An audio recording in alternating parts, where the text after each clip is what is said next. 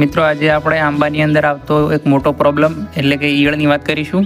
મિત્રો લક્ષણોની વાત કરીએ તો નવી કૂંપળ આવે ત્યારે નાની ઈયળ આંબાની કૂંપળને કાણું પાડી અને અંદર ઘૂસી જાય છે અને પછી અંદરથી ભાગ આખો કોરીને ખાવાનું શરૂ કરી દે છે.